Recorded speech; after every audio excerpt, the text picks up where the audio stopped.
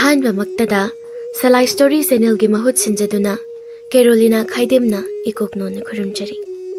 Ngasisu mahusagumna, yamna nungairaba funga wari ama miyamgidamakta puduna lakjari. Wari asigi mamingna Achan Mirai Naibi mama. Wari asibu ibirakpana Rebika Elangbam. Hause wari asi hausaraklage mayam punna taminarasi. Chiklaba ahing tanglaw layna thenglaba matamni. Ahing da chaktaba chekla kayana nungsiraba khonjalda khongli toina. Thabal mangal da ngaujabi nongin kobi chekla masu ing da meng na chatlibi thazama bu yingjaduna chekla sakhap toina pairi. Masa maring pumba phantoktuna chatkinu loikhinu nahakbu haiduna khamjai. Adubo matam kobi lairembi madi momon noktuna asum chatkre. Loikhidore ahingi phasaba masu. Nami banungsit masu hainam lainam gi nusiraba lainam bu puduna lakli harau. Angan ba ayukni thoiba nupi macha amagumna nganta hogatuna thabak pumba losili. Thoiba mahagasi khara pangje mingonda lanu uba haizade maramasina mahakpo laikai gi ahalamana yamna luna chana tawbi. Thoibagi apokpi mama laikhidraba matung Thoibagi mapa chauthoi nupi atumbi ama thiduna thoibabu nawyuk naukon tawhanki. Matamgi matung inna mama ton leima macha nupa ani gi mama oirakhi.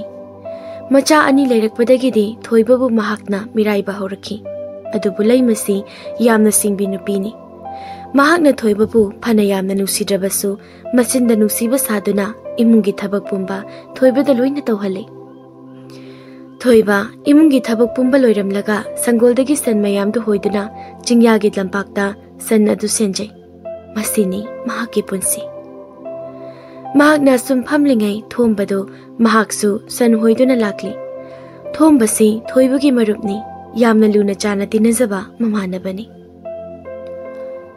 Hoi tao, ahingam ta tumjabro nangbo. Nong ngambada mangari nacha mayam si puraga ngantana lermli basiba ha. Oh, nang na yahaw thengmane di hainingdeba natro. Hoi, nang na lanjaro ay na chumlagi. Adoy ta, ay wakal yam nungay te hujikans. Ay pakaktakap ni ngari sinay.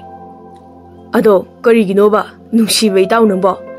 Nupiso na tana kapningi na tumaharagalay ni diba ha. She, ay ngonda na munang tayang law ni. Ay gisak siya yam tibra ba? Ang tasing na hayro nito. Siyang na hayro ko wado. Chalo da. Asibuwani nang nupiso na tana kamay na muna yingdoy no. Onthok pa wangakdoy na ngangadar. Itaw nang sidiba ko. Ho, itaw gisakpudi yam phajay. Adu kaidawragi ba? Asengbagi phajabra itaw.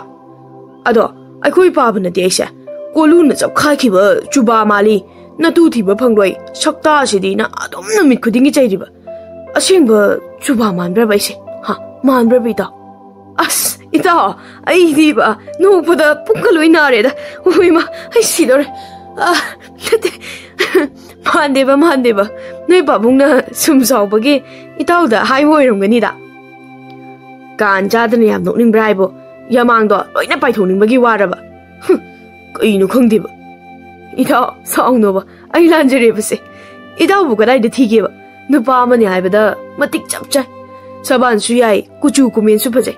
Miyoy mi daw su wang chawradana awat pa matalay taw da. Hoy na, adum yabani ba? Ako'y paba sina ba? Jaja de hajindana ay siya, kaya da thaway waraba no siya. Anido, wati warim tawre yam nungay na. Somdana laymana. Imagi yay ma, hagulo ni nang ba? Numitay, ayaw rin niya. Nasado pararoy ni noy ba? Ima niya, ato masya muta hudolo kike ko. Hagulo ko, hagulo. Hai, aton ba? Hagulo, thieng le niya, nang ta saw sulayti. Chak thong na ba ising do, khasik ta solo law ni pukri da gya. Hagulo ko mukta. Kaino ima, ako'y giminay am lay dudi. Ay nga mara, malak dum sawal. Ayam talle ba? Hai, tap na ngangun hay, masidi, tok na su pangkri da ko. Ho, minay do layte. San chen ba chatkri, halaktri niya. Ima na nga thongge tawri bani. Minay do halaktri ngay da, imay chay ko'y humda, haw na apena sa hausi. aduna isingdo amukta soklu launi nangbo hayengdi nakhoi bajisu laktani hairami maningi napan tombana ha ima nga oiredi ai isingdo soklu kige chakto parpap thungna na batobiro ko ima hoine ima chakhumda leiram lage ko lao ko ko ima se wata na nungsi kred kade ising soklu kige Laimana chak insang loireduna macha ani bu kauduna punna yam hauna nok tuna chaminari chak chaba loireduna macha ani su laikai goi bachatnakri somdana numit na waton lomlakpa sida thoiba mayumda halakli yamna wana laimana madugi minai macha do halaklini ni aigi cha ani sina ngasidi yensang ga hauba sida chakse yam cha thokri ne dawri basi kamdongni dawriside chaksisu chaga ngakta ngairina hoida minai mangondabu kayam hauna pijaruni ge aikhoina jakhibagi yensang arimbase mai sajasani sima ngaidana thoiba mayum yarakle wamaladuna mangoldari da makhungyan thaduna phamle tuminna ahma achauba icha lakledana ichabu yam warabrane imana ne chakhiram labani chakcha thokluro aduga nya potharo ado nungthildi santhi do ingkholdo hondo uko pochai thana na batawrasi matam moire phare imasu ngahak tang nane manbi hoida chalukhige ko hoima chatpiruro aisu chakcharukhige thoiba chakhumda changlaktuna kuptuna thamliba chaktu lauraga chana na batawri khoima se ngasidi chak yamdra malene saga oina tawrine gi chakside nga thomasisu hi ngakta matongbo mata yaudeda phare masi kharasi charki aduga ingkholda sathi hondona ba amta tawki laisa mata melege punduna ising sokpa lakli melaina ita laisa tu yenguni pukri gi ipak ai asida thamba ko bileirang mana phugaine leisa tambasi ubasidi nata aigi pukningse irang langli masibu karigino haiba ho ita nungsibi mado ningol oibi aikhoigi machetni phajaba ubada thamoi ithak hogdaba kanabu leiramgadage aisu ita da phawriba ihuldo chap manana nata aingonda su phawribani ita aidi ita na hakse thamoi pandabra haina khanbani adubu nungsi leina se ita da su na aduna leiramlaba ontho ida ho yazari warimdo khitawbiranu aikhoi manja pamu baga lejadri aikhoi di leirang leikhokta phugaina lesa tamjaribi leina ama phawba joida siksin na ngak selibi leirang ni leirang hoida khangjari bima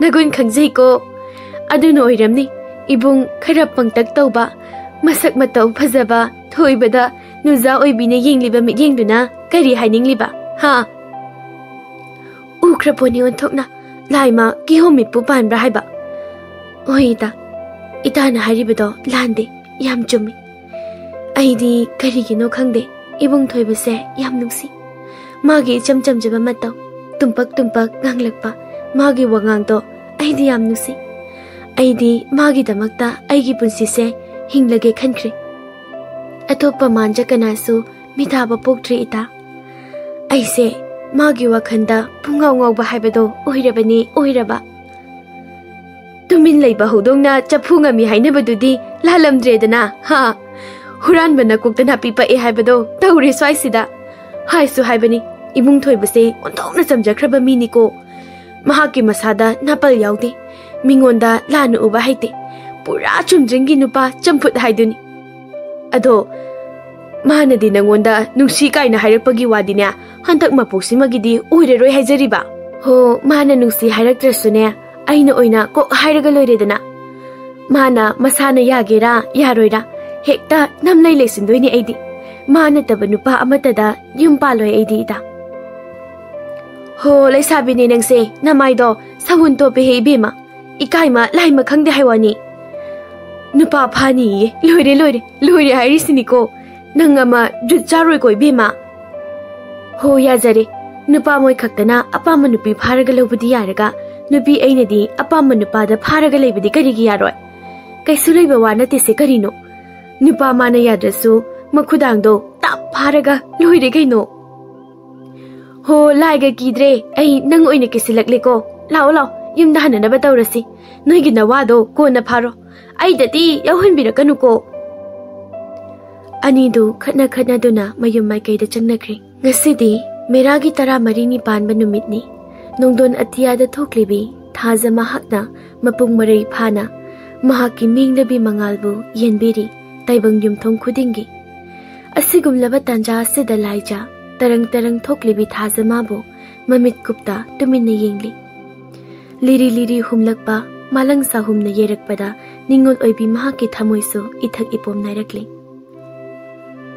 Unthokna ingna mengna chatlibi itha thaza nahakse unthokna su phasakreda adubu ita aidi nahakumna nagundi leizade do aigi pamuba mahakna karamba matamdano aibu nungsi kaina hairakadawba adubu oigadabadi mantreda wakhalse leitabam khangdre ita mina hainabadu chumkreda thamoina khoidazaba nungsiba nupana nungsi pami hairaktabasidi yamna waba zatni masidagi hena waba amata leiramloiko handakti khangidana madugi thoiba haiba nupa aphangjawdo masana khangdrabanina isana oina haijaba taredana yamluba nate kaino ibung thoiba ai nangbu yam nungsi tas simangai kaino kanade handakti thenaba mafamda soidana haidaba yadre natradi ai khumu thokpana hankiba tari haiba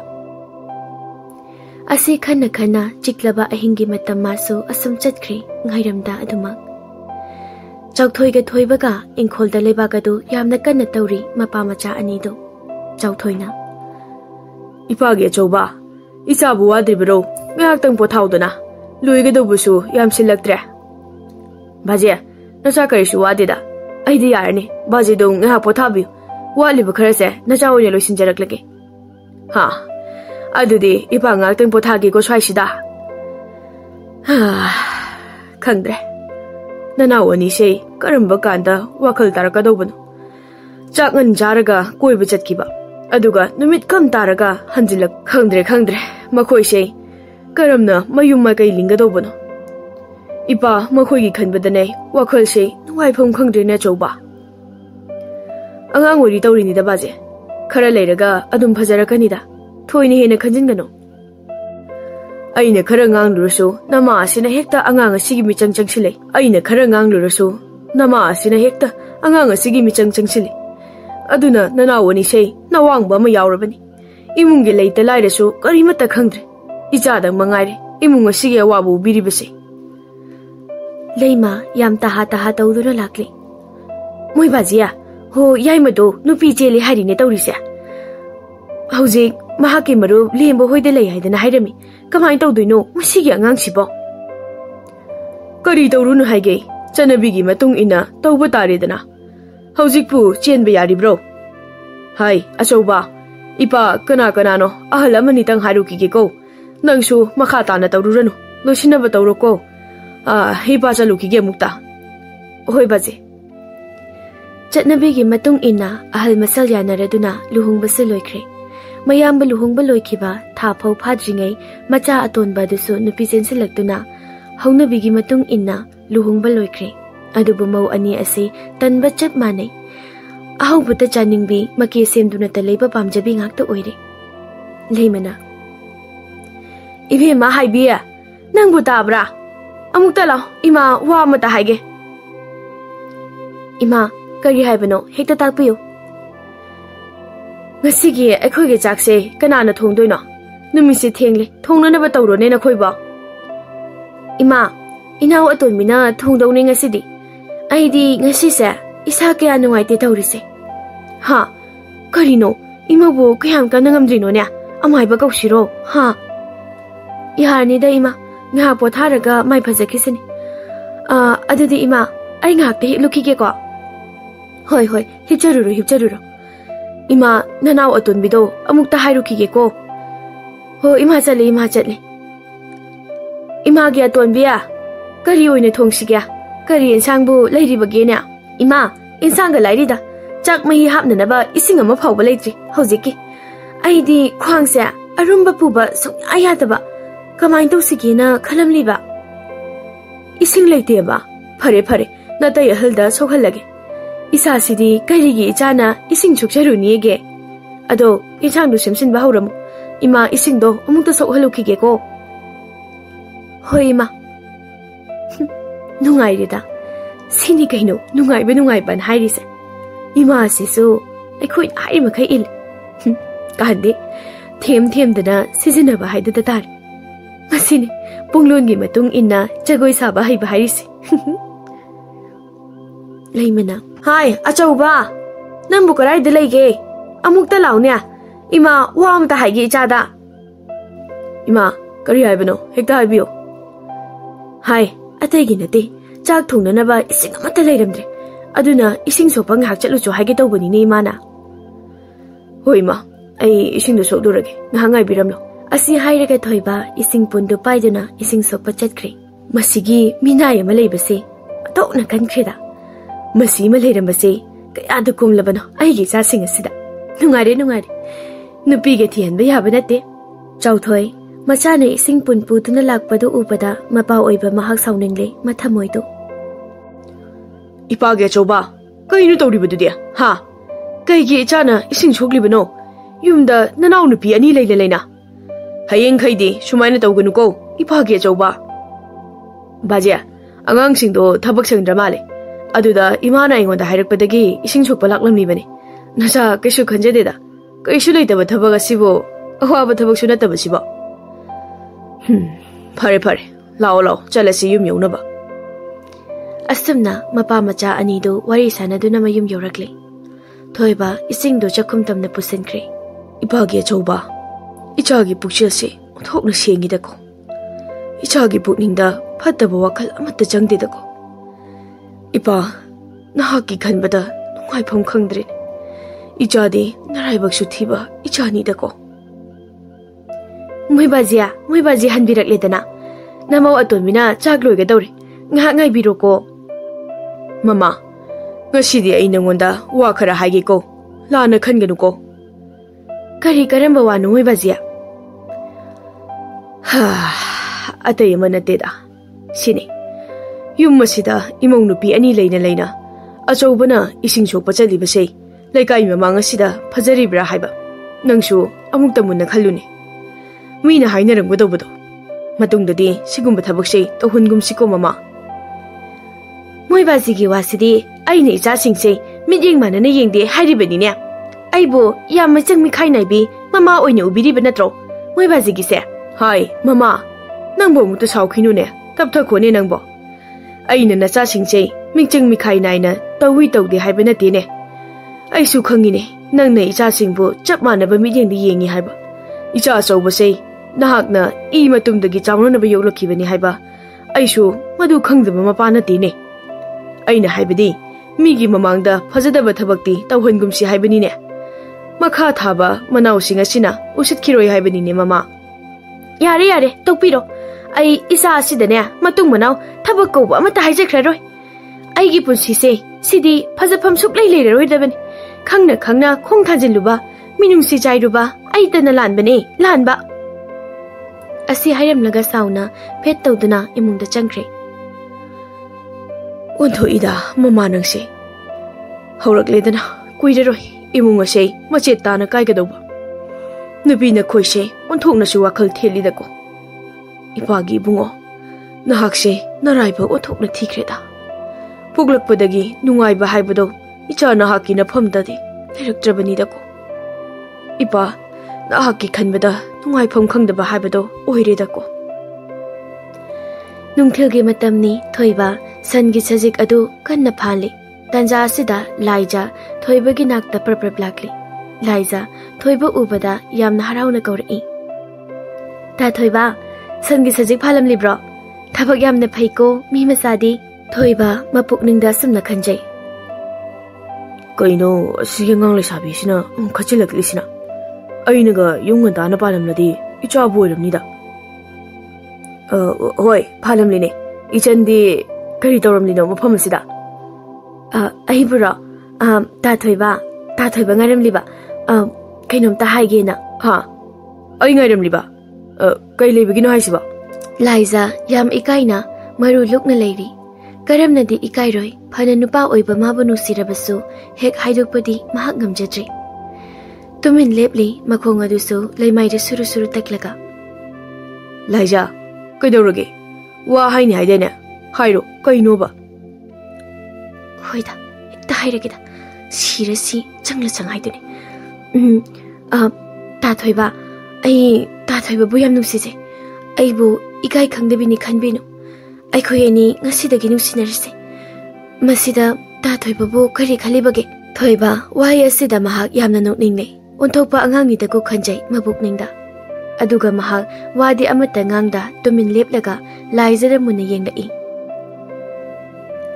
Laiza nangna haribado aishu yarage ado nangbu jahi kya surage aibu raise aidi yam lireda yum panba yare mi jahi kun suzare aikhoi angang na chadri ha jahi kun ba loire jahi kun kak suri ba nangna liraba adudi jahi nifu sudoraba aidi angang tare ne hariside ha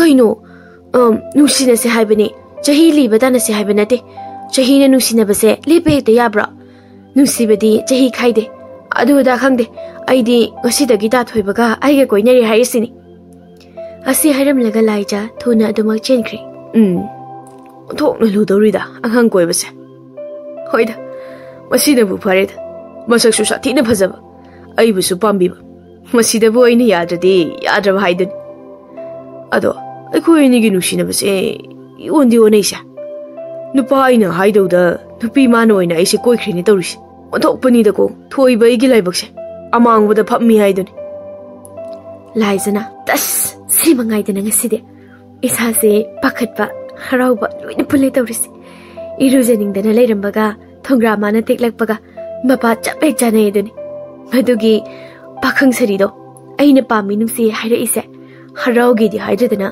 laija nangbu jahi kya surage gaidana matu phangdaba ariba khumu thokpa haisini Chauthoi na yaima atonba hogolone thele cha sa noibo yahau khara ngana hobu tamsine na sa singdo amata yararoi ne haure dana taurise hojik phaubu imung wairam taibasu ude numit asina asuk thenglaba sibo aina khajik ngaluni mama asina hakan hekta changlakani khangdre taurise kari tawgodobo thoibana baje kedore murum sunbiribaduna labuk to chalase thengkrani numise phona thengnanggodabo male nasa aisu thabak ayam balosin balori chatpa yarni baje ha karishu tawdeda nana woni sei hoji phawba hogutri male adugi ipan hodoklamani fare ipa icha chalana batawrasi makhoisu makhoine thokpa tawjarasanu lao chalase laima imungdagi prap thoklai ise numisidi thengnedana aigi imau ani sibo hagudriba malidana phare tumjarasanuda aina oine thabakse loisinbirage kayambu guini hage ngahak leiraga mamau ani do ya kairakle mau ani si yamna usitnade amana amada krak yengsinai thabak toba khuding matam pumbada loktana dona talai araiba nupi amada nate ani si laima mahak mamau ani da ngangbusu tawde makhoina haiba khudimak matam pumnamakta induna talakli numidangi matamni mauyai mahenbi mapuroibada wa haire tayai ngasidi yam aruba wafam ama khanadaba yadre natrabadi aikhoi tungda yamna wahurani ko kari wano sat haironi nupi noi gi hongnabi koithoktuna tum leirano sat haiba yaba sida ho adu boyba kaino khangde lan lak to simangai ne yengu moida yai imung asida piba ahumni leirise nakhoina chinanao ani khaktani pokminariba itaya halsidi imana pokpa masasu nate aduna mana hayeng nupi kok thiraklo mahaki chapchaba mahaki su phangwam thokpado laukhiba tabani aikhoina karisu hairuba yaba nate aduna housing alingai sida ima se thimlaga housing leiriba afaba lorel ahumdo nangi mingda oina olasi hayuba imada hoine Nangna harido aisu yai. Ado aikoigi Mirai ama leirishide nupiga thiba khangadauba nateda. Mangondabu karamba nupina yabiraktoino. Ipang pangba imot motpa mangondaba. Mahakidi kaisu waningai oideda. Aina khalide aikoi atonba sigi wan. Masigi angang ase yamna tauba ngamba ngan. Inaw nupa oirabasu aide masigi angang se nungsipam sukang khangde. Aisuni nanaw nupi se mine usitriba thabak na marol ama suningdriba. Kanade moita yai tongan chana na batausi. Masina pumna maki yai phaboiraga ne khoi anigi. Adumaina tawrisi maduna pharani. Somna kana sidaso atonba mahaki nupiga watanari. Afaba wakhal amata khanba ngamde makhoi ani asi phatta loksing loina haiba macha ngaktani. Asum matam mana lepa leitana chatkibagum thoiba laija makhoi ani gi nungsi mariso nongma nongma gi hengalakli. Leima macha singi michangchang malepti yaima mapagi kada praprap changlai. Baje ngasidi nacha wa khara hainingi bazida. Ipagi yaima karamba wafam no ne hekta hayu tanaraga loiri da nei chaside. Yam lubana teda. Maram haibo hauzik hauzik leiriba lauren laupam ahumse. Nacha aigi mingda nama onba nacha na pamjaba. Atai lemhuriba duna aikoi atombigi oresu haijariba. Yaima nakoi nachina na ahumne. Karigi nakoi ani khakta pigane. Nayamba ma ichau chau na leiriba sei nakoi kari oina khanbage. Masu mayum makai paglakini. Aduna hauzik leiriba ipagi lanthum sei nakhoi ahumda chap manana ipani yenbigani ko. Ipagi phamda nakhoi ahum sei khenaba amata leite. Chap manai ko. Nangi wafam sei nanausu nayambasu namasu pulap pullaga khanarasi lao lao. Mayai ka asida pulap pullaga hainarasi ko. Hai mama nang amukta lao hai. Ipagi atonba naksu lao. Ipagi achauba naksu lao ko. Ngahake matung imungi mi makai loina suna pulle. Isasa aikoi pulap pullinge sida ipa ngaside nakhoi gi phangpham thokpa do lekhai sengna thambiramba bajina su pamle. Aduna leiriba lawing kolase nakhoi nachina naw ahumda yenthokpirage khalei pana. Yaimena baje tasaugi lamsarupiba aidi yaningde. Mahakti nupi thirakadaubusu leite. Angawbo manba na sa asibu karamba nupina lerkadoino. Oiruideba wane. Hauzik leiriba singse aikoi ichili naw ani khakta chap manana tangkai hekta yenbiro. Hai yaima kanada nurun hairibado. Ha masung mapang naideba waraktaba masa sidi. Nangumana adugumba haiba hekta yabro. Nakhoi na china naw dagide icha achauba sina mamal khwaidagi yamna heliko. Suningdaba singside kaino kari wata khondano moi bajigiduba. Aina pokpa isa ani se asibu moi bajigi mita tilkang oina ubirabani na. Moi bajidi nacha nupa alsita nungsiriba wa oireko. Nacha nena mi manadaba ngoktrang phaidrang tawba sida nupi thiba phangni kaina naga wakhal na dolan sari boireko. Nokpu noksaningi ne. Ai mama nangi ngasigi wahai singdubu karino. Ha nangdi ngahan makai cha chawbase nungsiba sasinari boiram ledra. Aidi ngahakna sum khalamgani haibade mangdu phawba khalude. Ipage chawba ichana tuminna kana lejadaba mugumna leiriba karigino. Ichagi namak ipa leirine. Hayo ichana pambasu. Baje nacha sibida puba yaroidaba lanthum masida karisu kalakpa mi hoba lejade.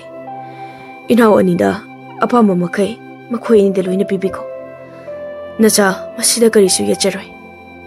Adubu ima nacha ainade ima bulam lanbini haina nomata khankiba lejade ko. Masi matangdi imana kaubino. Asi hairam laga tumin hogotuna chatkre. Aton mana baje baji de khoibu kari surusi banate. Masigi minai macha si khaktani. Nacha oina khanba. Ipa oirbasu furak loi haningai lete. Thogolon kairakani ko ngase.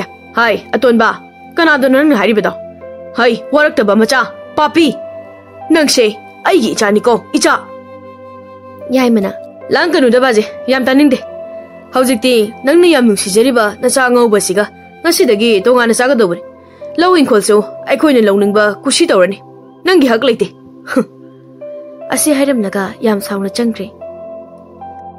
Laimana हौजिक्ति नुंगाइरमलनिने मखोइ बाजिया आइगी इचासिंगबु करिसु लैतना खनबा मरम असिना आइदि इचा अनि सिगा लैजबा तारे नहाकना यामना नुंसिजबा नसा नुंसिबा दुगा लैजरो हाय इमौसा लाओ चंगलसि याम यिनिंगदे सक्ता सिंगसे हाइबिना अहलनेना मिचंग मिखाइ हेकनाइदना फारोये मसिगे अहलसे मिदिंग नायिंग चुमदेबा असी हाइरमलगा फेट तौदुना चंख्रे चाउथोय तुमिन्ना निंगमदना मकोक अदु लुक्थादुना फमली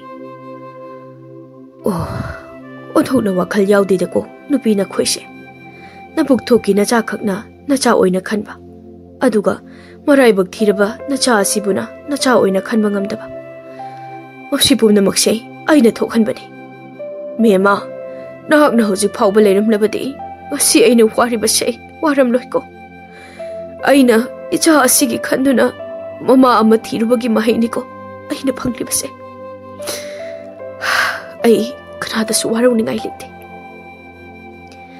मतम खरा हौख्रे हौजिक्ति चखुमनी थोक्ले थोइबा मपा मचा अनि खक लेरे लैमा मचा सिंगल लेख्रे अफबा लव इनकोल सिंग मखोइना लोइना ओइख्रे चाउथोय महाक्सु करिसु हाइरुद्रि मपा मचा अनि थबकसु नोमदना तालगा चारे थोइबा लौरक्तगी nga phari yam harauna laija thoiba bu koithi thirakpada thoibana labukta leiramlani khalladuna lakli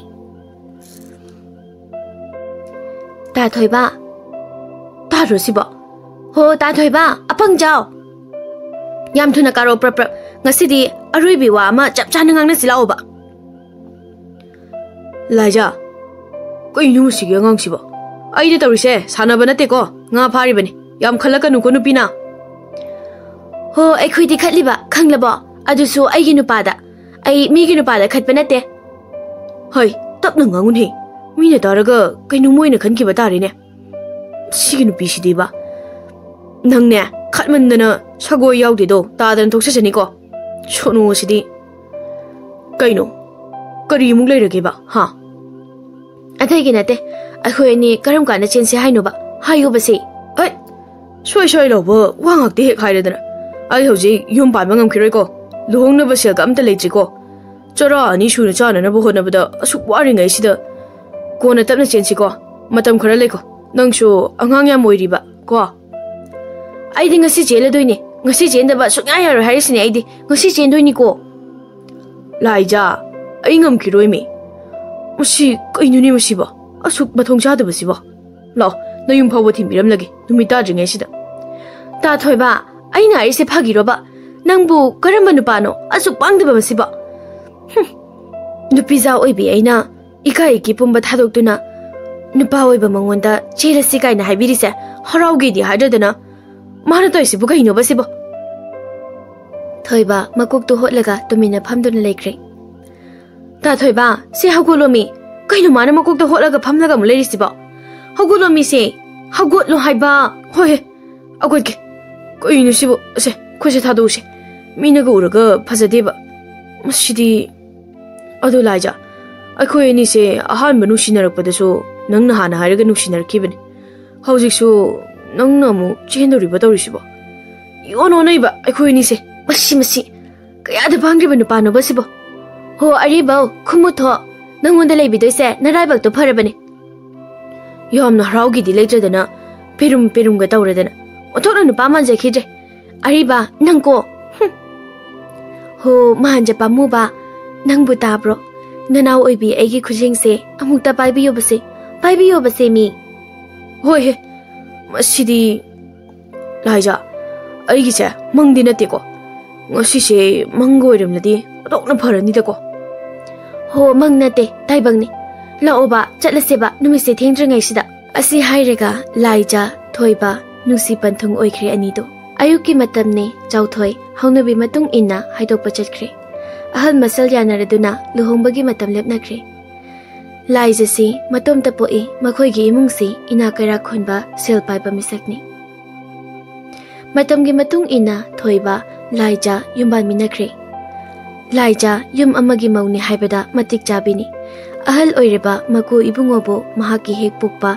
मपागुमना लुना चाना तौजै चानिंगबता पिजबी नुंगाइना थंबिरी मचा ममो अनीना सोमदना कमदौरे लेमगे मचा Yaima tongana chakre mahakna macha atonbaga puna chamina hore laima mahak ngahak phawba phamba phangtre mamau ibema sige pakhon chanana ba hotnabada ahal thang asida mau anawbidagi hena mathau chinba haibado oikre henbina ima kadai de lege amukta lagbiyo wa amta sinajaramge ibema kari haigadabno hekta hayunya ima ngaside aikhoi ani ipamna chataba yaroidori aikhoi ima do masa ngamjredana pau pirame aduna ngha yerukige ima ge chak to thonglurano ngarang makhoi ta tongi chak saruk to lehobani adu oina chabiro yensang hangam thongba duga chabiro ko ima aduga ngarang gi nga tawbududi sokpirurano horen asinbaga thonglaga chabana phare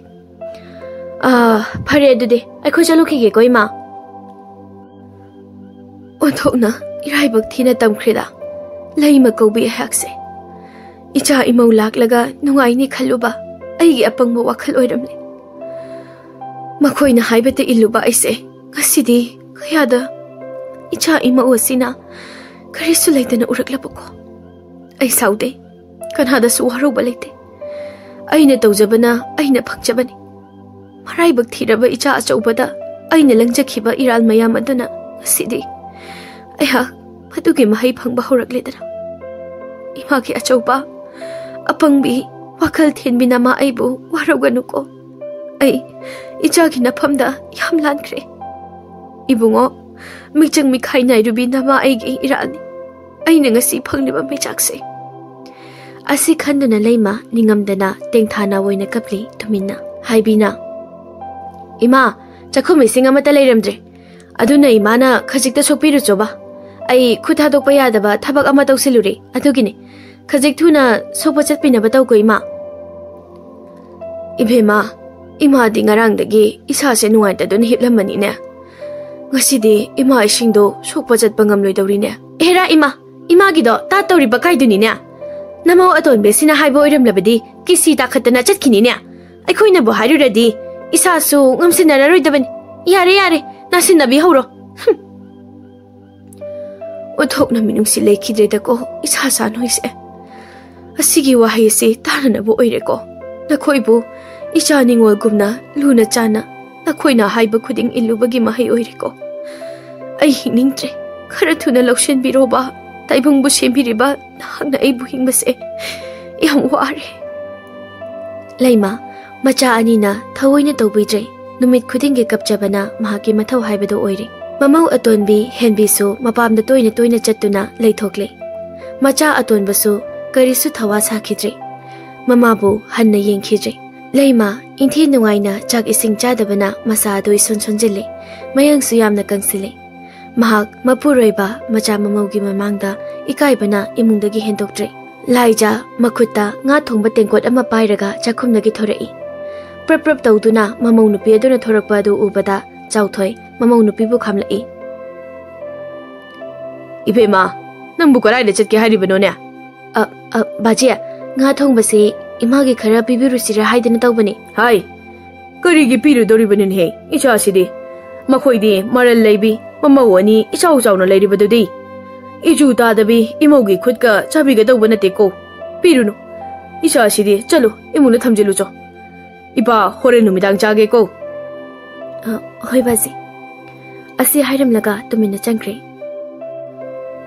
wajasano maragi matik chaba chirakni ipa ipugi pawroda thobal dong chaphubu kaineba yeibanate ichabo mapa ama oina khajik chei thangnubada macha ani asigi hakan yam changkiba hojikti kari sare mathakta karaga chaledana matam chana warak watem tawram labadi ngasi icha ani se asumna khak tawram lai mama ama oiraga macha singbu chap manaba mityengda yengba ngamdabi nabuk thoki nacha khaktana nacha ni khanbi maduna nahakidi matik chaba mapu mana pirakpa mahini khanjau nasana harau lojaba tabani thoiba mapagi kada changlaktuna tuminan lepli wadi amata haida chauthoi macha nupagi matawaduda machada tapna kaujarai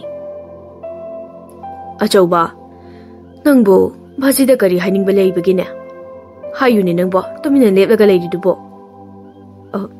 baje Nasana haijagadauba sida nasana soiba yaurabasu bazina ngakpiyo. Ai imagi matawase yengba ngamdre. Inawani asinasu hanna yengdre. Aduna karina phagani tanajage haidana nacha bazigi nakta lakjabani. Hai maduda ichana karige wafam thokpage. Icha budi icha amagumna nama asina khalamde. Apokpana naw ani asitabo khankibani. Mahak matam pumbada wajasano. Masana thaksakiba langni masa matonta adumak thujaba tabani. Masida ipa icha ka hina wasingumsi. Adugi saru kumhaidum yengsi. Ngasi nanaw nipa ani asina asi yauna phatribase nama asina thogankibani. Wajasano waraga wakhal tarakpani mihoiba ikhoise. Adubu baje ai ima budi warauba ngamde. Ima asina nachabu chaunanaba yokpirakpani. Hoi chummi baji na haiba. Ima na ibu nuksibide. Adubu mado nachade lana khanba ngamjade. Aikhoi miyoibase masa masagida khanba haibase hauna sane. Aduna ima nasu inaw ani asidagi khalamnibani. Masida nasana warauba pendaba nungaitabado amata lejaide baji. Pele ipa pele ipagi ibungo. Asu pukchil singba hakpu icha oina phangjaba. Mapa aise kaya da laibok farabano. Icha di arangba thawan michakni. Icha gi pukchil gumna loina miyoiba khuding da chelam nabadi nushina da ba haiba pochak ase leram loi. Pare. Icha na haiba ipa na su yare. Aisu nama ase nushida ba natene. Ipa na matam khara masa masa gi asoiba khangjasanu haiduna tawjabani. Pare. Matam khara yengkisi. Hatu hekta thabak paikhat kumsiko. Icha thabak chalubagi waram lagani. Patha jaruro ko. Hoi baji. Henbina. Masigi hanubisina koksi brasusida. Otokni hetka dauri. Ma sigaijan minum khang haiduni. Masigi hanubisi. Siroye. Siroiba. Mi otuna legadobani. Sirasu maruna yuram doriba. Mahik. Asi hairaga isau tauri. Aton mana. Yareda. Karangang lidia. Ai taning da bana nase I tare migi selya mama lawsilubagi matha sabane ai yumsidaga lejaning re harisni ko haujipu karam tawdoino haiba lawsing khara lejaram baduso nahakna kaithok tana arimbada loina manghankre nungai ba haibado sima ngaidana masidagi hena nungai babu karaidagi lawrudage thabakti mana amata suningde ahawbana chaningliba nungai bana pamliba ai dine siningli harisini siningla bani ai Tomba sumang dalip laga kaurai ai atonba leibra mapana mukta thorone khura kakhapiro phida sumda phambiyu atonba khura na laklibase nang na haikiba numit kaya amasu soiduna ta laklibanina sumdawrasi hauji na khoine leiriba yumpham ase aigi mingda nama olasi masida yannaresiko Adu wada harak lanu ko. Khura, matam khara didi ngai biyo. Yum masi thadok laga. Aikhoi kanagi da leirune. Haujik imasu masangam da duna leiri. Aigi khanbi duna. Imagi yeng biduna matam khara ga ngai biko hajari khura. Pare. Tha amagi matam piri.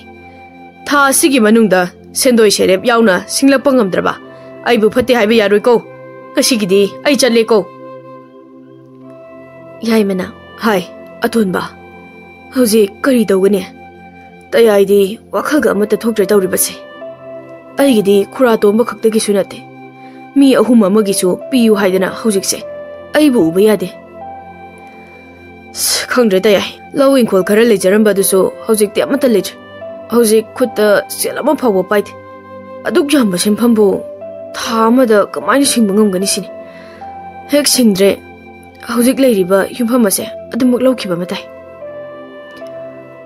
Haibina ado makhoi tayai baji khoi itai ahal hoida amukta hanglaga yengbana pharoidro kamaina hangnudoino iyamba sigi luhongba amata aikhoi yaukide imana yaurunu haidana masi pumnamakse aikhoi ima sina thoganba ngaktani mahakna nongmada iyamba sibu iyambo ina ulhankide afaba paktak ama phawa haikide imana aikhoida tambikiba hairagadi mase nakhoi gi nayamba nate madi yum masigi minaini nang bazina hana lawramba nupi ahagi machani asumna aikhoibo phattaba lambida puhankhibani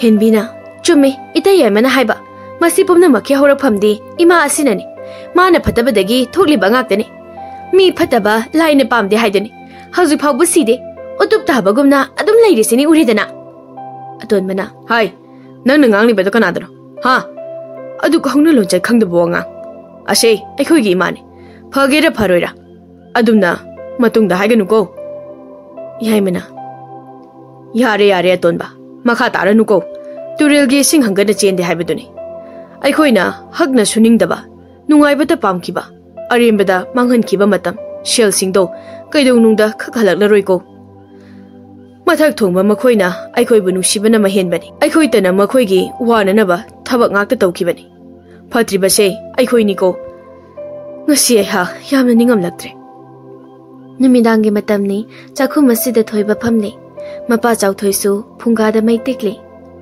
thoibana baje imasi hawalaktaba phana yamna koire angang ani asisu migi selna makhwang koira male makhoina hojik leiba yumpham ase khura tombana lawragani haina tai karam tawsige haibado bajina khanbiyo masi tholakani haibase aidi nga hana khanglabani ichana de nama nanau singa sibu nushiri makhoina de ichabo minai amagumna ukhibani baji yamna pin kidaba yamna lekhraba jani khwaidagi baji na waroba hairagade namana ichagi luhongba yaukhidaba aduni maduna baji na hojik phawba namabu warawi phare ichana hairabanina phattaba makhoina phatrabasu afaba ichana makhoibu ngakpibase masina bajigi thamoise pele asumna wari sanaringai macha yaima atonba makhoi ani changsilaktuna tuminna chawthoigi mangde lepi kedawre ichasa nakhoi ani bu kari leirege ita thajadana lakli basibo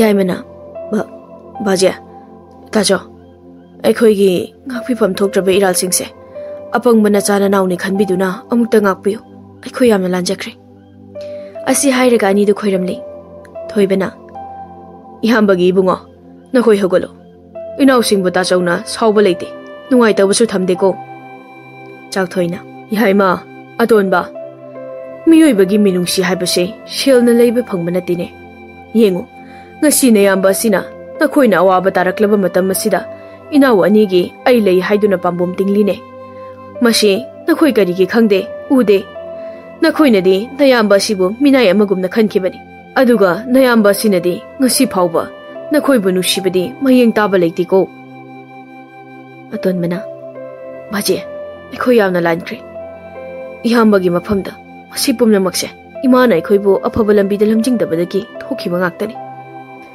thoibana yare yare inausa haukrabadi haukre loikre hojikti aikhoi ichili na ahum punsinduna nungaiba yumbal ama semlaga dawbani law aikhoi imagi nakta chatsi thoibana mang thaduna makhoi punna laimagi manakta changsilai thoiba mamana hibliba phamunga sida phamthaduna mamabu nungsina kauri ima thabro mise muta pangthopiyo nasa achobani laima usilamba mamito tapna pangthorai masabu uzabada maha ningamdabana pik thankre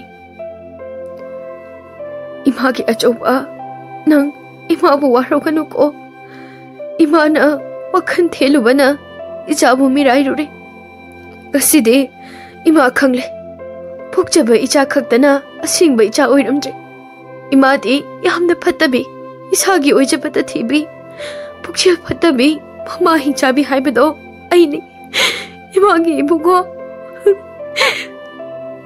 ima adumna takbigano ima lande imana khaliba wakhal pumba nupi oibi khudingna khanba wakhalni mama oibi singna khwaidagi hene nusibase machani hainaribani asimak leirambana imana inawani gi khankibani maduda nasa sawba pendaba amata lejade adubu ima ngasi imagi nafamda nachana karigumba pochak amakhak nijake masida imana nachana nijabase harau harau hapiyuko ima aina taibang mirol tarakdringai imana nachabu nawyok na konbirakpani nachana taibang mirol taraklaba mikup aduda nacha aina ihan hana nachagi thamoide nusiba phawkibase ima nahakne ꯑꯩꯗꯤ ꯏꯃꯥꯕꯨ ꯌꯥꯝꯅ ꯅꯨꯡꯁꯤ ꯏꯃꯥꯗꯒꯤ ꯑꯍꯦꯟꯕ ꯄꯣꯠꯁꯛ ꯑꯃꯠꯇ ꯉꯁꯤꯁꯨ ꯂꯩꯇ꯭ꯔꯤꯅꯤ ꯏꯃꯥ ꯅꯆꯥꯕꯨ ꯏꯃꯥꯅꯗꯤ ꯅꯨꯡꯁꯤꯕꯤꯕ ꯉꯝꯕꯤꯔꯔꯣꯏꯗꯕ꯭ꯔꯥ